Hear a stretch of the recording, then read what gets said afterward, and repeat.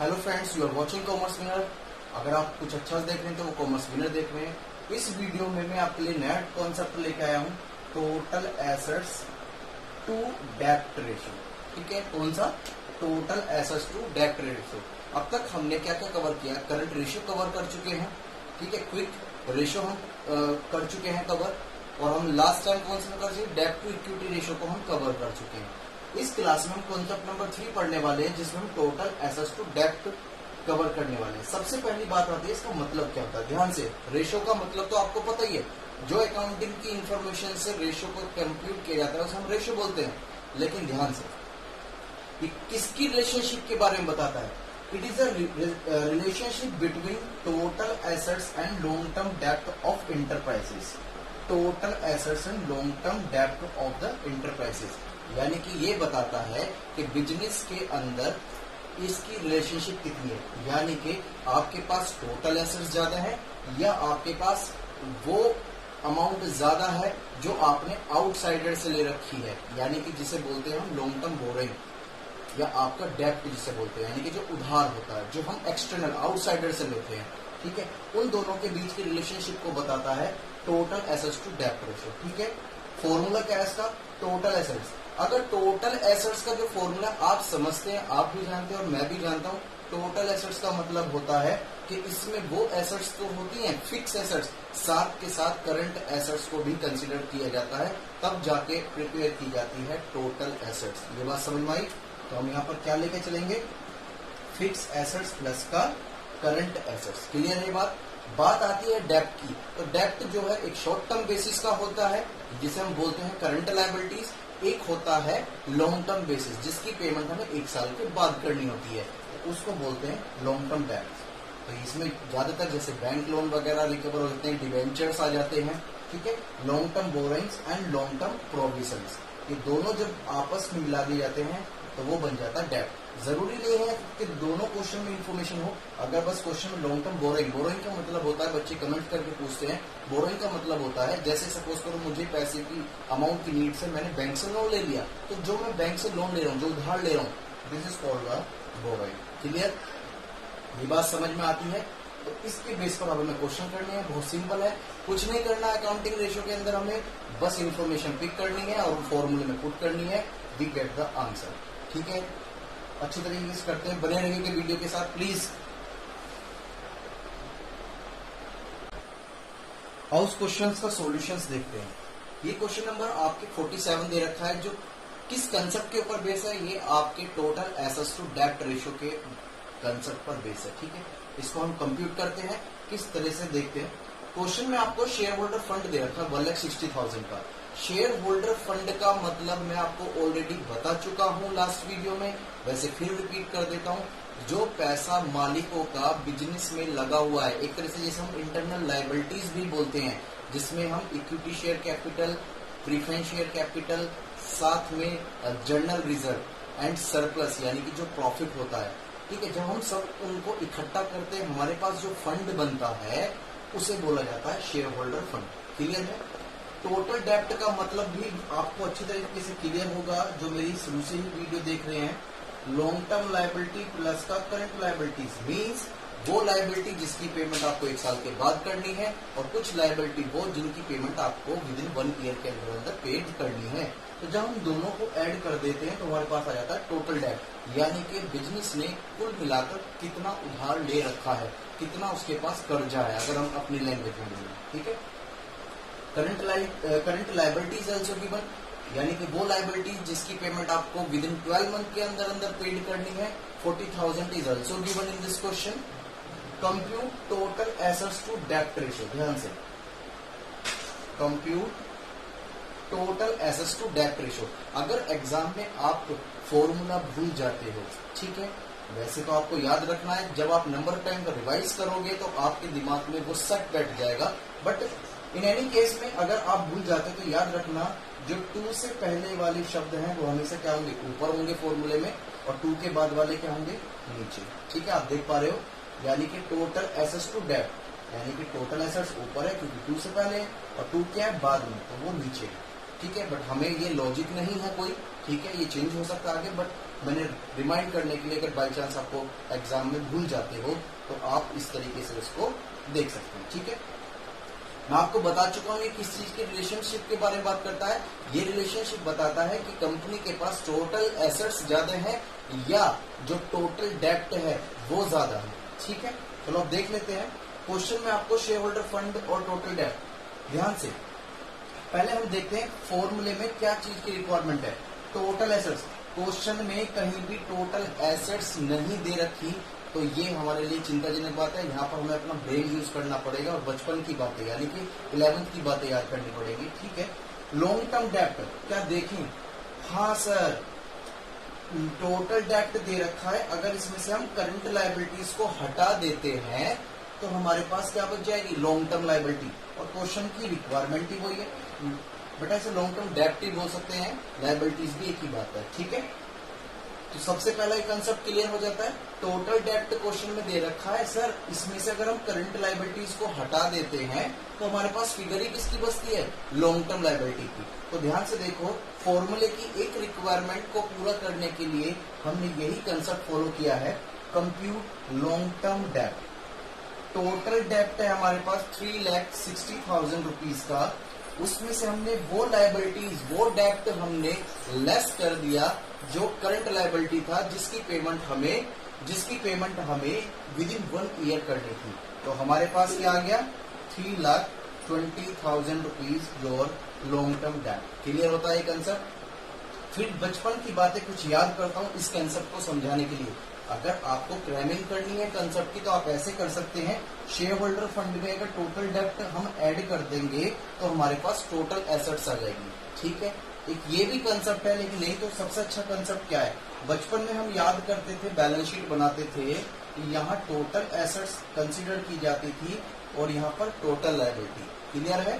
फिर यहाँ पर हम याद करते थे सर, यहाँ तो कैपिटल लिया करते थे, उसमें कुछ एड लेस भी किया करते थे, यहाँ पर लॉन्ग टर्म लायबिलिटी और करंट लायबिलिटी को कंसीडर करते थे, तब जाकर हमारी बैलेंस शीट क्या होती थी? मैच होती थी। क्या होती थी? मैच होती थी। सर ध्यान से देखो, तो हमने यही तो किया। अगर आप टोटल लायबिलिटीज को ऐड कर दोगे तो आपके पास क्या निकल के आ जाएगी? Total liability. क्यों? हम जानते हैं बैलेंस शीट जब हम प्रिपेयर करते थे तो उस समय हमें समझाया गया था कि जो हमारी टोटल लायबिलिटी है और टोटल एसेट्स है वो क्या होती है? हमेशा इक्वल होती है। अगर बैलेंस शीट आपकी मैच हो जाती है तो आपका आंसर बिल्कुल सही है, बैलेंस शीट मैच नहीं होती तो आपका आंसर सही नहीं होता। तो ध्यान से हम वही तो काम करने जा रहे हैं। कैपिटल मैंने आपको बताई थी, शेयर होल्डर फंड में सब इंक्लूड है, कैपिटल, प्रॉफिट, रिजर्व वगैरह सारी चीज। तो फंड ले लिया हमने यहाँ पर, साथ में टोटल डेब्ट ले लिया, तो कंसेप्ट पूरा हो गया। अगर आप कैपिटल में टोटल डेब्ट ऐड कर दिए तो वहां पर टोटल लायबिलिटी आ गई। तो इसका मतलब क्या? कि जितनी आपके पास लायबिलिटी होगी उतनी आपके पास टोटल एसेट्स होगी। ये तो था कंसेप्ट क्लियरिटी। लेकिन अगर आपको इस तरह की कोई भी इंफॉर्मेशन मिलती है क्वेश्चन में, तो अगर आप शेयर होल्डर फंड्स में ऐड कर देते हो टोटल डेब्ट तो आपकी कैलकुलेट होके आती है क्या? Total assets. क्योंकि मैं फिर बता रहा हूं, टोटल एसेट्स जितनी होगी उतनी ही आपकी टोटल लायबिलिटी होगी एज पर बैलेंस शीट जो हमने 11th में पढ़ा है। बस इसको भी फॉर्मूले पुट करा और कैलकुलेट कर दिया तो वी गेट द आंसर 13:8। ये क्या बताता है? ये बताता है कि आपकी टोटल एसेट्स जो है वो 5 टाइम्स ज्यादा है। वो 5 टाइम किससे ज्यादा है? आपके लॉन्ग टर्म डेब्ट से। ठीक है, ये बात समझ में आती है? क्लियर? नेक्स्ट क्वेश्चन की तरफ देखते हैं, प्लीज बने रहिएगा वीडियो के साथ। आइए फ्रेंड्स, क्वेश्चन नंबर 49 देखते हैं जरा। क्वेश्चन में इंफॉर्मेशन आपको दी गई है। टोटल डेब्ट 60 lakh rupees, share holder fund 10 lakh rupees, reserve and surplus 2,50,000। Question में current assets is also given 25 lakh rupees and working capital is 5 lakh rupees. तो ये इंफॉर्मेशन दे रखी है और इंफॉर्मेशन की हेल्प से क्वेश्चन चाहता है कि आप टोटल एसेट्स टू डेब्ट रेशियो कैलकुलेट करो। सबसे पहले क्वेश्चन सोल्व करने का सबसे सिंपल तरीका जो होता है आपके अकाउंट्स का, सबसे पहले चेक करो रिक्वायरमेंट क्या है। क्वेश्चन आपसे पूछ क्या रहा है, आपसे कंप्यूट क्या कराना चाहता है। फिर उस तरीके से आपका ब्रेन वर्क करेगा, क्योंकि आपको जो जो इन्फॉर्मेशन चाहिएगी उसको आप यूज करोगे कंसेप्ट को, ठीक है, और आपका वो वर्क, आपका वो क्वेश्चन स्पीडली, जल्दी, विद इन टाइम कवर हो पाएगा, ठीक है। तो सबसे पहले हम ये ना देखते हुए क्वेश्चन में देखा टोटल एसेट्स टू डेब्ट रेशियो दे रखा है, तो दिमाग में आना चाहिए अच्छा टोटल एसेट्स टू डेब्ट रेशियो निकालना है, तो इसके लिए हमें दो चीजें चाहिए। क्या क्या चीजें चाहिए? टोटल एसेट्स चाहिए और डेब्ट, और वो भी डेब्ट कौन सा? जो लॉन्ग टर्म है, जिसकी पेमेंट हमें आफ्टर 1 ईयर पेड करना है, ठीक है। ये दिमाग में आ गया, हमने फॉर्मूला यहाँ पर लिख लिया। जैसे ही हम फॉर्मूला लिख लेते हैं तो हमारा ब्रेन जो है इस तरह से अपना हम सेट कर लेते हैं, कमांड दे देते हैं अपने ब्रेन को कि वो केवल इस पर ही फोकस करे। अब टोटल एसेट्स इस इंफॉर्मेशन की हेल्प से हमें कैलकुलेट करनी है, लॉन्ग टर्म डेब्ट भी also calculate from this help information, इसी इंफॉर्मेशन से हमें वो भी कंप्यूट करनी है। तो ध्यान से देखते हैं टोटल एसेट्स, ठीक है, इसकी बातें हम बाद में करेंगे, ठीक। साथ में आपको दे रखा लॉन्ग टर्म डेब्ट। एक सिंपल वे होता है, टोटल डेब्ट में से अगर हम करंट लायबिलिटीज को लेस कर देते हैं तो हमारे पास क्या बचता है? लॉन्ग टर्म डेब्ट, जिसकी पेमेंट 1 साल के बाद करनी है। ये सही है। तो हमने क्या करा, टोटल डेब्ट में से करंट लायबिलिटी को लेस किया। क्वेश्चन में टोटल डेब्ट तो हमने लिख लिया, लेकिन हमारे पास यहाँ पर करंट लायबिलिटीज की कोई भी वैल्यू नहीं दी गई थी, तो इस वजह से हमें उसे कंप्यूट करना पड़ा। और कंप्यूट भी कैसे? वही पुराना कंसेप्ट, क्वेश्चन में करंट एसेट्स भी दे रखी है, वर्किंग कैपिटल भी।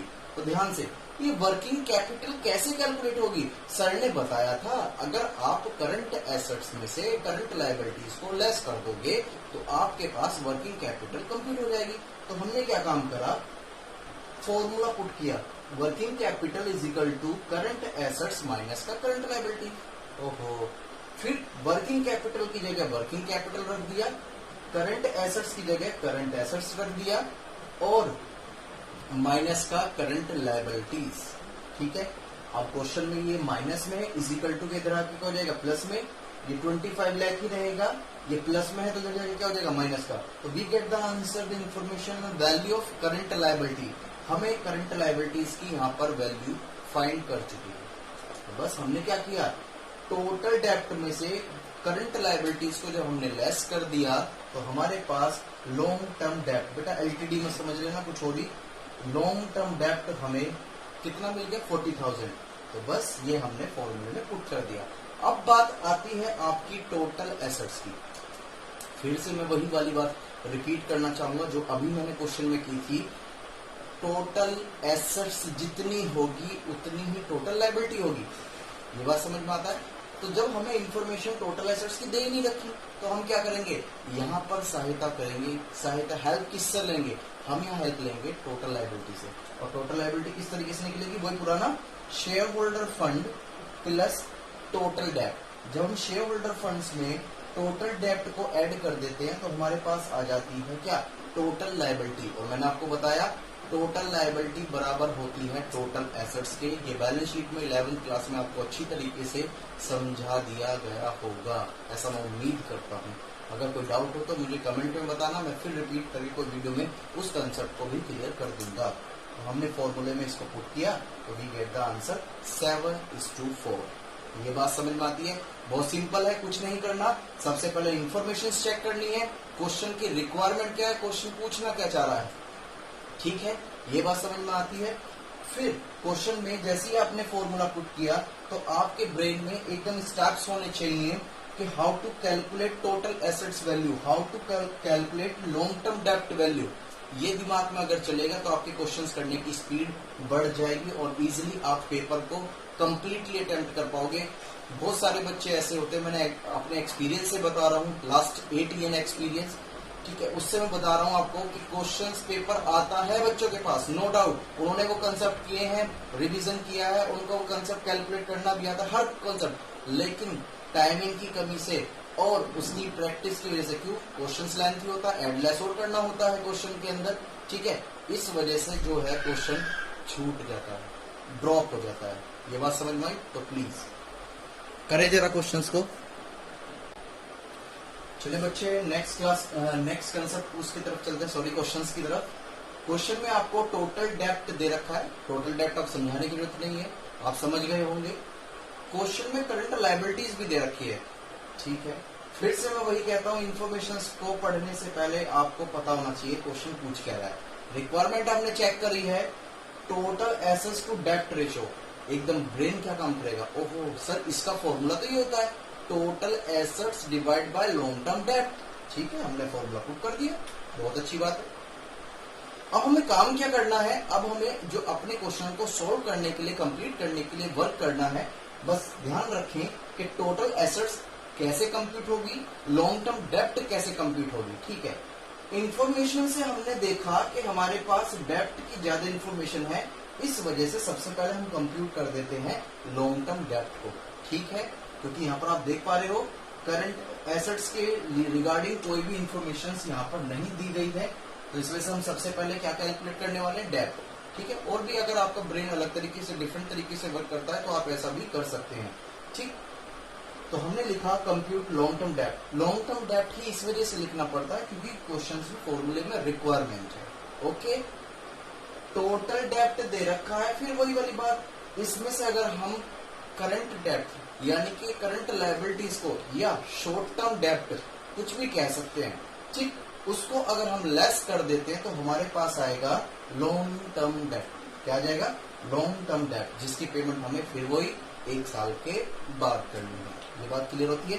एग्जाम्पल के लिए डिवेंचर्स इसमें कंसिडर किए जाते हैं और बैंक लोन एंड एक्सेट्रा, ठीक है। 10 लाख रुपीज हमने फाइंड किया और वो फॉर्मूले में हमने पुट कर दिया, लेकिन क्या हमारे पास टोटल एसेट्स अभी है, नहीं है, तो कंप्यूट करो भाई।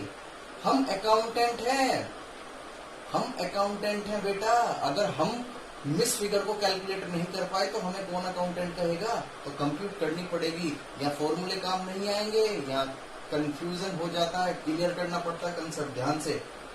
फिर से वही अपनी बैलेंस शीट की बातें हमने करी, लेकिन यहाँ पर एक इंफॉर्मेशन अलग दे रखी है, कैपिटल एम्प्लॉयड। अब जरा मैं इसके बारे में बता दूं बेटा, जब हम शेयर होल्डर फंड होता है ना, ये मैं आपको बता चुका हूँ, share holder fund, share holder fund में जब हम लॉन्ग टर्म बोरोइंग या डेप्ट ऐड कर देते हैं तो हमारे पास आता है capital employed.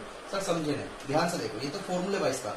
Share holder fund में जब लॉन्ग टर्म डेप्ट ऐड कर देते हैं तब आता है कैपिटल एम्प्लॉयड। यानी कि मैंने आपको बताया था, कुछ पैसा हम मालिक लगाते हैं बिजनेस में, कुछ पैसा हम आउटसाइडर से लेते हैं। तो जब वो पैसा टोटल देखते हैं कि बाहर से कितना लिया हुआ है और हमने कितना लगाया हुआ है एज ए बिजनेसमैन, तो उसका जो टोटल होता है वो बोला जाता है क्या, कैपिटल एम्प्लॉयड। लेकिन इसमें एक बात है, इस कैपिटल एम्प्लॉयड में कोई भी शॉर्ट टर्म डेप्ट नहीं होता, यानी कि वो पैसा जिसकी पेमेंट हमें 12 महीने या विद इन 1 ईयर के अंदर हमें पेड करनी होती है। क्यों, क्योंकि कैपिटल एम्प्लॉयड है, यानी कि जो बिजनेस में पैसा लगा रखा है, और सीधी सी बात है बिजनेस में हम जो पैसा लगाएंगे वो लॉन्ग टर्म बेसिस के लिए लगाएंगे। इस वजह से कैपिटल एम्प्लॉयड में आपके शॉर्ट टर्म लोन जो होते हैं या करंट लायबिलिटीज बोलिएगा, उसको हम कंसिडर नहीं करते।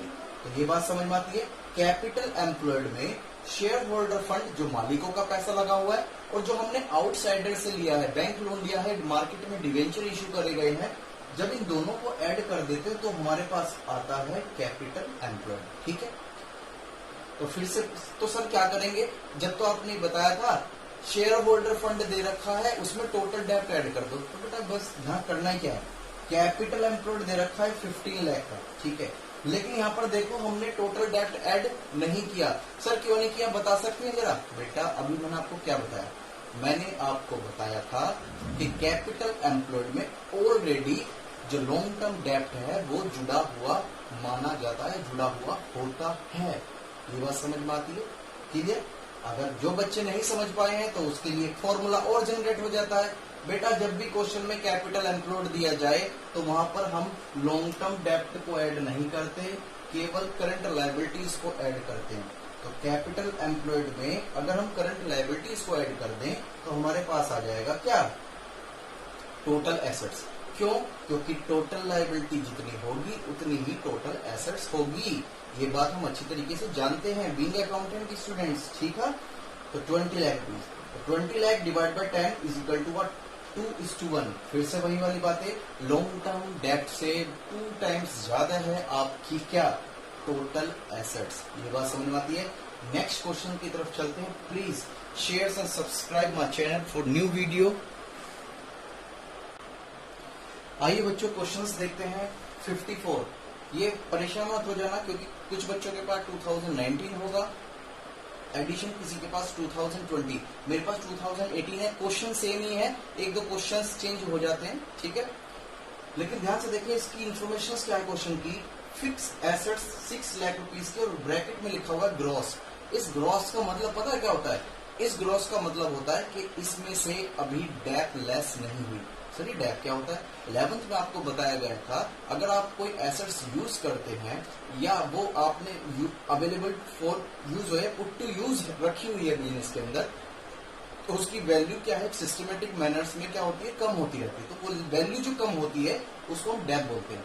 तो सर डेप की निकालनी पड़ेगी। नहीं बेटा, क्वेश्चन दे रखी है।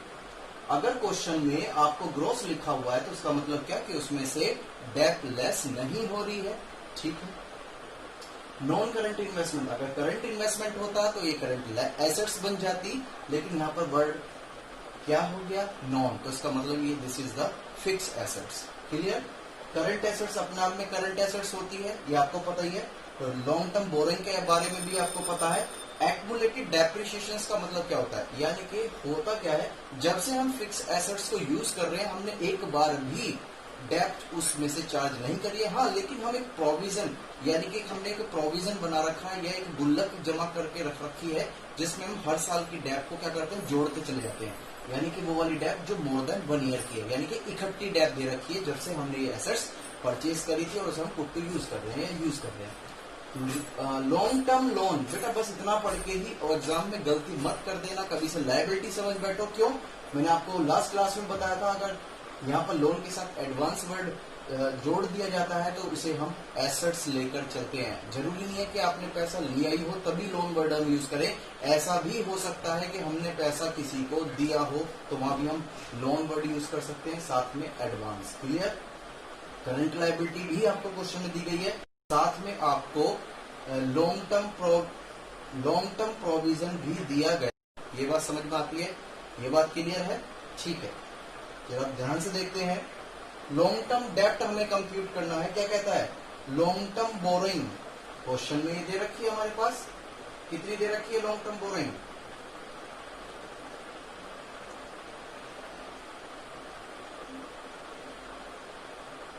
सॉरी, गलत लिखा गया, 3 लाख दे रखी है। कितनी दे रखी है लॉन्ग टर्म बोरोइंग? 3 लाख। ठीक है, तो हमने 3 लाख लिख दिया।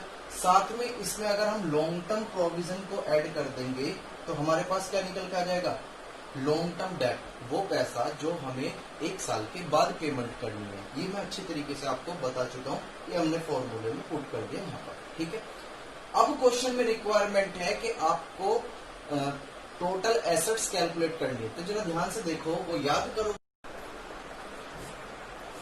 बेटा। यहाँ हम लास्ट कंसेप्ट सीखने वाले हैं, क्वेश्चन नंबर 54, यानी कि इसका मतलब कि ये हमारा लास्ट क्वेश्चन है। ठीक है, क्वेश्चन में आपको फिक्स एसेट्स दे रखी है 6 लाख रुपीज की, लेकिन ध्यान से यहाँ पर एक वर्ड लिखा हुआ है ग्रॉस। ग्रॉस का मतलब समझते हो? ग्रॉस का मतलब है जिसमें से अभी हमने एक्सपेंसेस लेस ना किया हो, जिसमें से अभी हमने लेस नहीं किया हो। ठीक है, दूसरी बात होती है नॉन करंट इन्वेस्टमेंट। अपने आप में मैं आपको पहले बता चुका हूँ। करंट एसेट्स के बारे में आपको पता है, लॉन्ग टर्म बोरिंग के बारे में पता है। एक्मुलेटेड डेट का मतलब क्या है? ध्यान से सुने।